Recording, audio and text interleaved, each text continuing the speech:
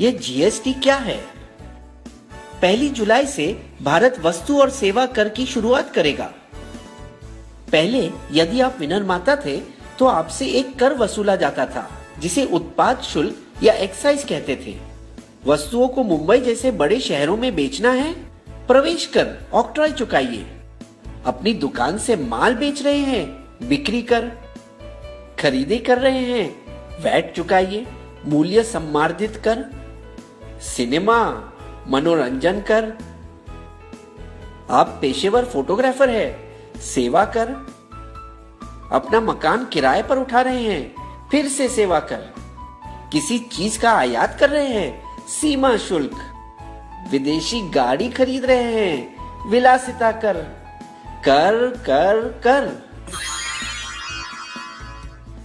America के संस्थापक पिताओं में से एक और $100 की नोट पर चमकते चेहरे बेंजामिन फ्रैंकलिन ने एक बार कहा था, जिंदगी में केवल 2 ही चीजें तय हैं, मौत और कर। हर एक सरकार अपने खजाने को भरने के लिए नए कर की इजाद करती है। अब भला और कौन सा कर मैं लाऊं? राजनीतिक विपक्ष पहले से ही बहुत देरी करवा चुका है। 160 देशों में भारत से पहले ही जीएसटी है। कुछ देशों में तो यह 1950 के दशक में ही आ चुका था। तो क्या हमें चिंता करनी चाहिए कि इसकी वजह से हमें ज्यादा कर अदा करने होंगे, या हमें खुशी होनी चाहिए कि कर कम होंगे? आइए देखें कि जीएसटी आपको और मुझे किस तरह प्रभावित करेगा। एक उदाहरण ले, मारुति स्विफ्ट पेट्रोल गाड़ी की मुंबई शहर में जीएसटी के पहले और जीएसटी के बाद।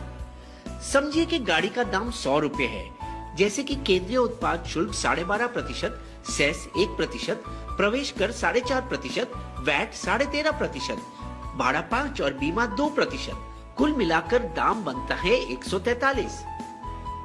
अब देखिए जीएसटी के बाद वाली दुनिया में भाड़ा 5% और बीमा 2% तो रहेगा, और फिर होगा एक ही टैक्स जीएसटी, जिसे जोड़कर दाम बनता है 139, यानी 4% सस्ता। दिल्ली राज्य के अलग करों की वजह से यह दाम बढ़ेगा। 85 वस्तुओं 1211 में से फल, सब्जी, गुड़, अनाज और दूध पर कोई कर नहीं। जीएसटी को 4 वर्गों में अलग किया गया। 5% शक्कर, चाय, कॉफी, खाने का तेल।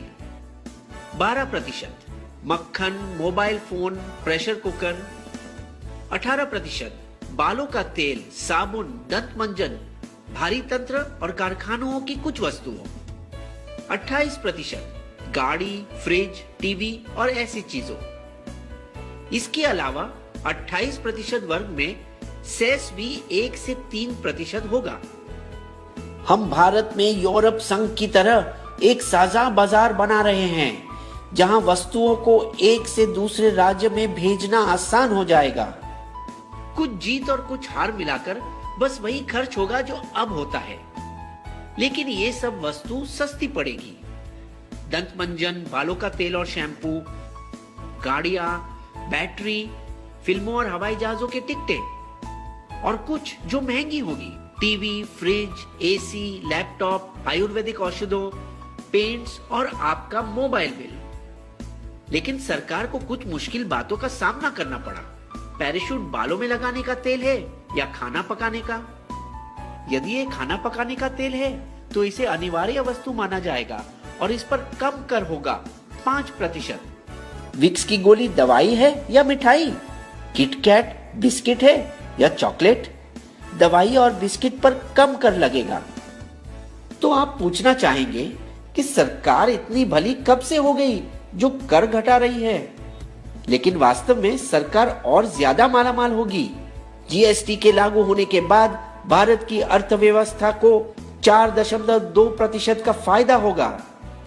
जीएसटी से राज्यों के बीच अंदरूनी व्यापार बढ़ जाएगा। इसे कहते हैं जीत जीत वाली बात।